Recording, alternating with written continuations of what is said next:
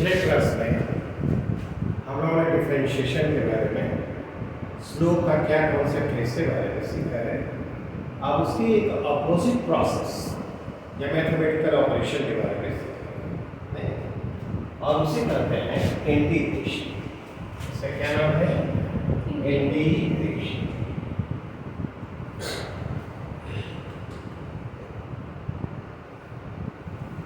Integration या क्या, इसके सिंपल मीनिंग क्या है?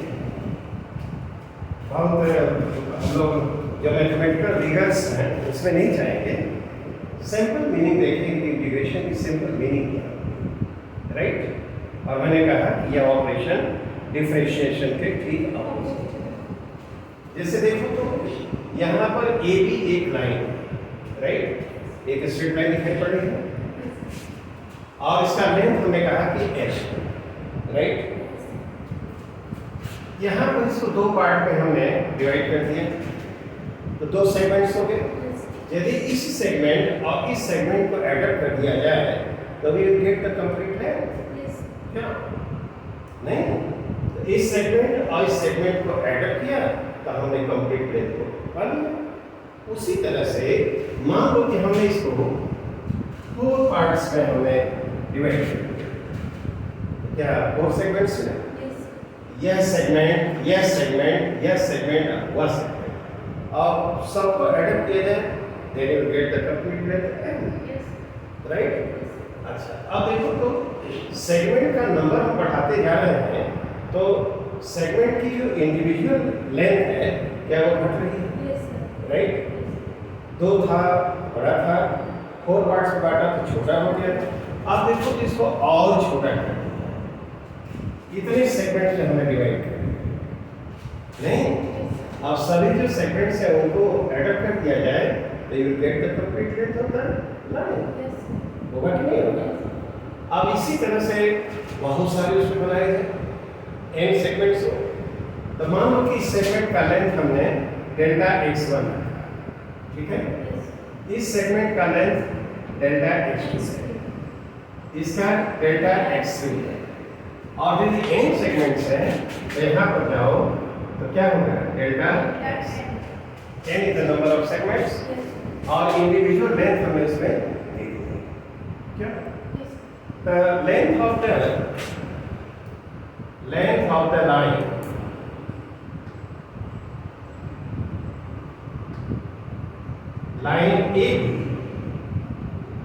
AB A इक्वल टू क्या लिखोगे?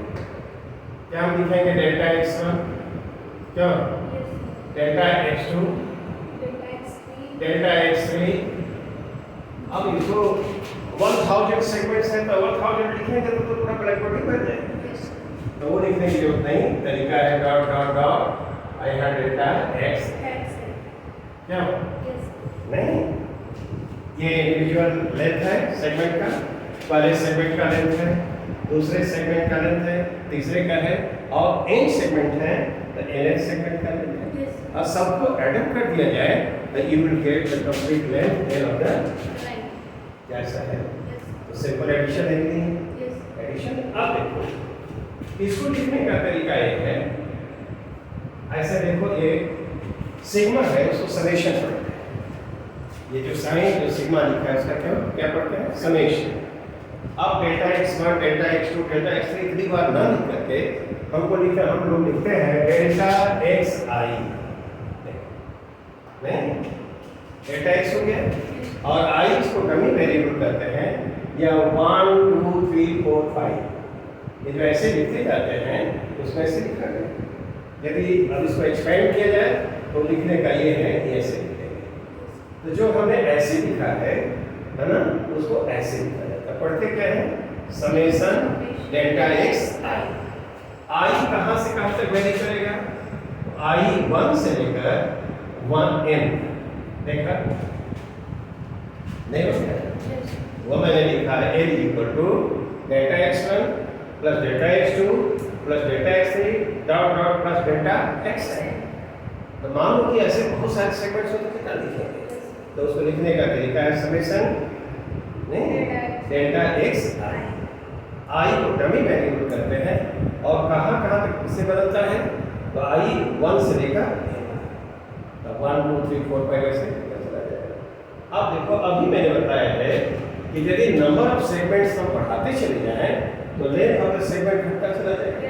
नहीं, इफ उसको लिखेंगे if n goes to infinity, क्यों नंबर ऑफ सेगमेंट्स बहुत बड़ा कर दिया जाए तो जो डेल्टा x है वह क्या होगा, डेल्टा x then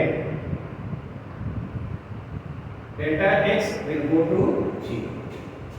नहीं, यदि नंबर ऑफ सेगमेंट्स हम बढ़ाते चले जाए बहुत बड़ा करते हैं तो इंडिविजुअल लेंथ सेगमेंट का होगा वो घटेगा। नहीं, तो बहुत छोटा होगा, बहुत छोटा होगा तो कहेंगे दैट इट गोज टू 0। तो if n goes to infinity delta x will go to 0। जब ऐसा होगा इन दिस सिचुएशन, इस स्थिति में, इन दिस सिचुएशन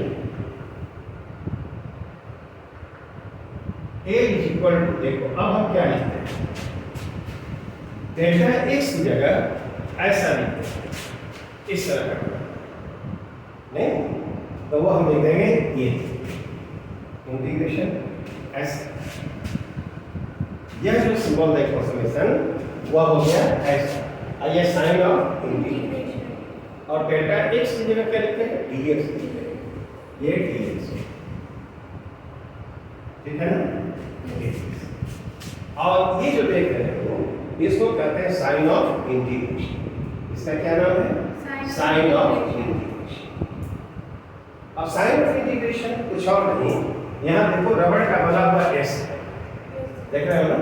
आज इसको दोनों तरफ पकड़ में से खींच तो क्या इस तरह का बन जाए, रबड़ का एस बना है दोनों तरफ बिल्कुल बेरामी से खींचो ऐसे, नहीं जो स्ट्रक्चर बनेगा या जैसा बनेगा तो ऐसा ही होगा कि नहीं, ये पावरटी भी ऐसे ही होता है, बराबर होता है ना। ये देखो तो साइन ऑफ इंटीग्रेशन, रबड़ का एस इस तरह से खींच दो, जैसा बनेगा वो क्या करेगा, साइन ऑफ इंटीग्रेशन। तो हम वहां पर डेल्टा x की जगह क्या करेंगे, हाँ अब ये इंटीग्रेशन इसको कहते हैं, ये जो तुमने देखा ये साइन ऑफ इंटीग्रेशन है। आप पढ़ते क्या है, a equal to integration dx।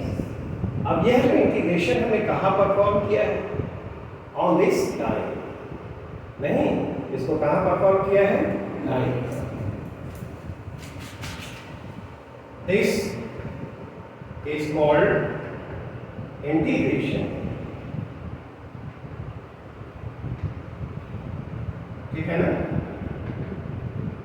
और ये जो बनाया है ये है साइन ऑफ इंटीग्रेशन जो हमारी भाई, क्या ये सिंपल मीनिंग है, तो क्या ये इंटीग्रेशन एडिशन नहीं है, बोलो डेल्टा डेल्टा ऐसे से कुछ ऐड किया है तो ये आया है ना, तो यह जो हुआ क्या एडिशन नहीं है। तो हम लोग बिल्कुल लेमन लैंग्वेज में समझे तो integration is some sort of addition, क्या है कि नहीं। अब जैसे हम एक एग्जाम्पल देते हैं इस चीज को समझने के लिए, यहाँ पर एक एग्जाम्पल बताओ तो, ये हमारे पास एक सर्कुलर लूप है या सर्किल है, इसका रेडियस r है, नहीं इसका रेडियस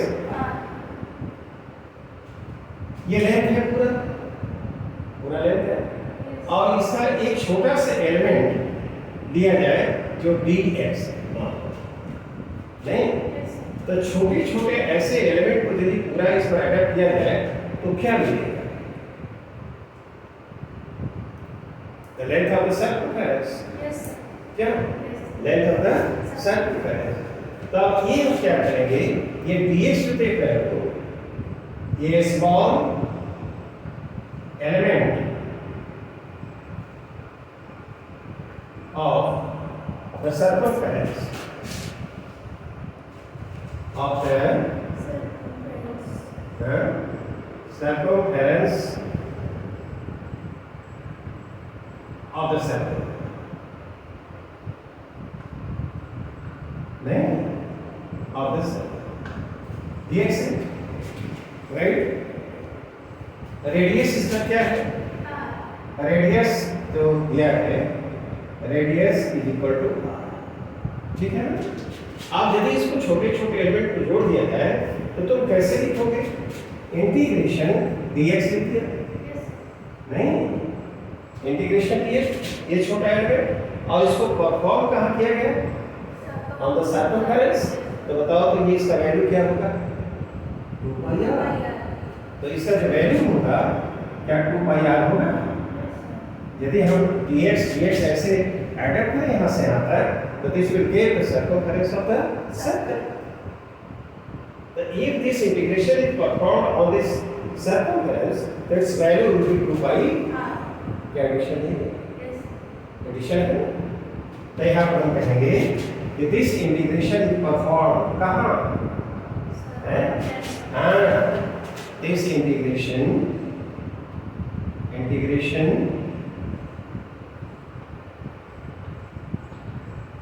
is performed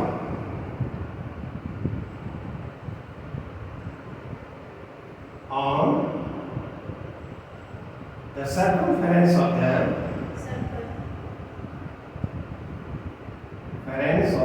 circle. क्या? If its radius is r, so this will get 2 pi. Clear? I think the meaning of integration is clear. यदि मान लो हम एक एग्जाम्पल और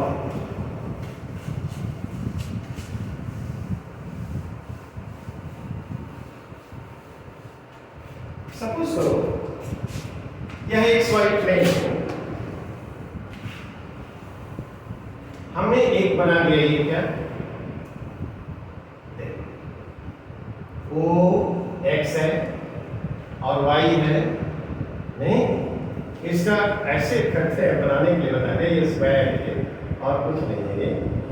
यहाँ पर A अजीब, देखो इसका कोऑर्डिनेट है, नहीं, इसका कोऑर्डिनेट क्या है? 0A है, इसका कोऑर्डिनेट क्या है? AI, ठीक। बताओ ऐसा यदि मैंने बनाया तो कुछ करने की बात नहीं है, इसलिए स्क्वायर क्या होगा? यह साइड क्या होगा? A, यह साइड क्या होगा? A साइड क्या होगा? A। Square plate, this is a square plate, square plate, क्या नहीं? इससे हम लोगों को एक चीज सीखने को मिल जाती है कि जो इसके ये कॉर्नर्स है तो उसका हम लोगों ने देख लिया कोऑर्डिनेट क्या होगा, है? बताओ तो इस स्क्वायर प्लेट का साइड कितने के बराबर? ये दिखाएगा तो साइड कितने के बराबर है? यहाँ से यहाँ तक A है और यहाँ से यहाँ तक ये भी है, और दिस इज स्क्वायर, नहीं, तो स्क्वायर है उसका साइड क्या है? This is square plate of side A, क्यों? यदि ऐसे है इसका मतलब नहीं हुआ। अब इसका एक छोटा सा एलिमेंट दिया है, इस एरिया का एक छोटा सा एलिमेंट हम लोग लिया, अब वह क्या है? ds, नहीं, देख रहे हैं ना, एक छोटा सा एलिमेंट, छोटा सा पार्ट लेते हैं, तो ds को क्या कहेंगे? ds an element of the area, element of the area, area का एक, हाँ, एरिया ऑफ दिस स्क्वायर, ठीक, ऑफ दिस स्क्वायर, बिल्कुल ठीक है। इसको क्या? अच्छा बताओ, यदि यह बेस छोटा छोटा जो एलिमेंट है पूरे कंप्लीट सर्कल पर एडप्ट कर दिया जाए तो क्या this will give the area of the square? नहीं, तो अब उसको हम लिखेंगे क्या गणित की भाषा में? In the language of integration ds. Now, if this integration is performed on this plate area, तो this will be equal to area, total area हो जाएगा, नहीं, total area of the square, बोलो यह कितना होगा? हाँ, वो होगा, very good, क्या? क्या यह इंटीग्रेशन एडिशन नहीं है? नहीं, एक छोटा सा एलिमेंट ले लिया, उसको कहा ds है और उसको कहेंगे an अब ये ds को यदि इस पर ऐड अप किया जाए पूरे पर, तो this will give the total area of the square. If the side of the square is what? a, तो ये है the area of a square. The simple meaning हुई, if this integration is performed on the area of the square, it will give the total area of the square। अब है क्या? I think this meaning is clear। एक और जैसे example ले लो, suppose करो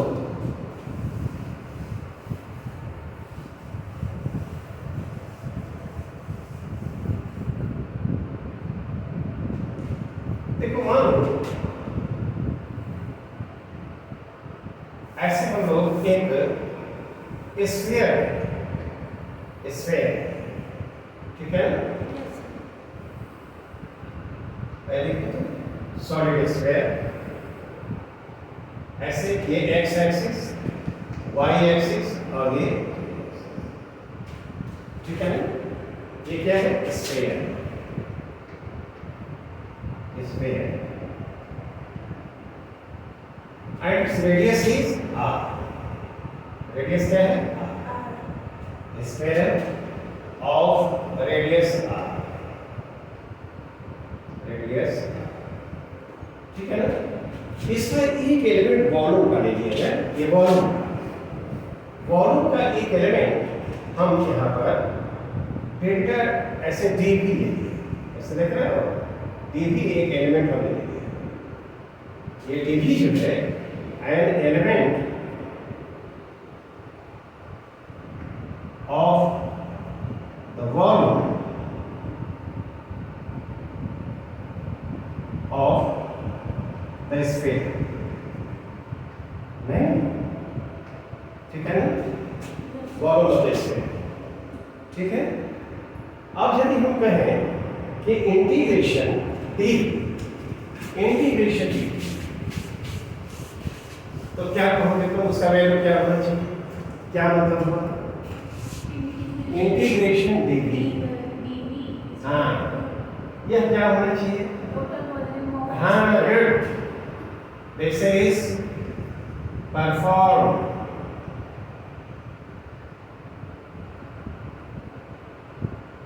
on the volume of the sphere, volume of the sphere. तो यदि ऐसा होगा तो क्या देगा? This will give total volume of the sphere, total volume of the sphere, और वो कितना होता है? Good, 4/3 pi r cube. तो ये इसका मतलब हुआ 4/3 पाई आर हुआ कि नहीं? तो क्या यहाँ एडिशन नहीं है? ये डी भी एक छोटा सा एलिमेंट दिया गया और उसका पूरे वॉल्यूम को इंटीग्रेट कर दिया गया, तो this will give the total volume. And total volume यदि रेडियस आर 4/3 पाई, नहीं, सिमिलरली यहाँ पर सोचो, एक ऐसे सिलेंडर है,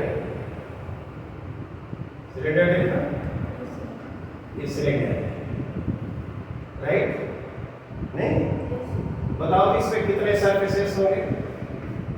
close cylinder, this is a closed cylinder, ये क्लोज सिलेंडर है। जैसे मान लो कि ये ओपन नहीं है, ये क्लोज सिलेंडर है, इसका रेडियस जो है वह r है, राइट, और लेंथ क्या है? क्लोज सिलेंडर, रेडियस f का जो देख रहे हो, रेडियस इसका r है, रेडियस r, और लेंथ इसका क्या है? लेंथ इज इक्वल टू, ठीक। बताओ कि इसमें कितने सरफेसेस हैं? एक कर्व सरफेस हुआ, और फिर ये क्या है, यह सर्कुलर होगा, इसका एरिया क्या होगा? पाई आर स्क्वायर, इसका एरिया क्या होगा? और कर्व सरफेस का एरिया 2 पाई आर, गुड, 2 पाई, इसका पाई आर स्क्वायर, इसका क्या है? पाई आर स्क्वायर, और कर्व सरफेस का 2 पाई, गुड। अब यदि सरफेस का एक छोटा सा एलिमेंट लिया, एक छोटा सा एलिमेंट हमने ले लिया और यह कहो ds, नहीं, an element of the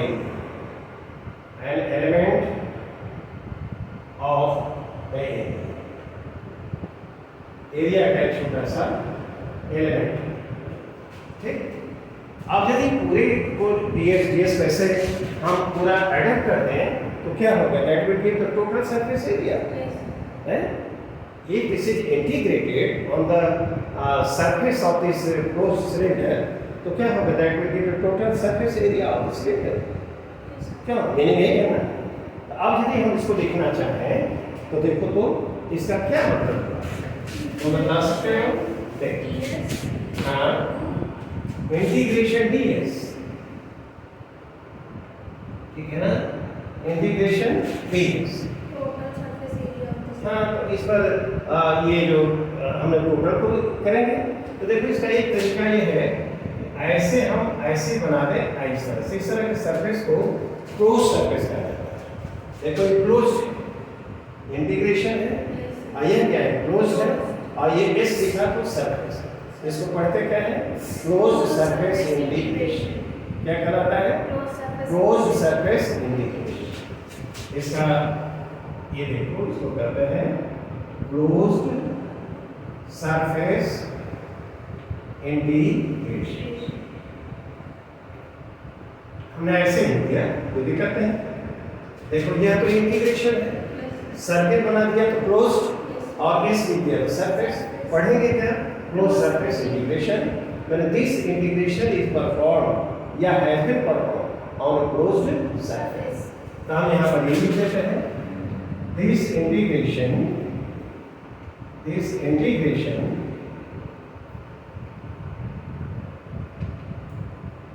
is performed on a closed surface, ठीक है ना। अब बताओ तो यह क्या देगा, क्लोज टोटल सरफेस एरिया।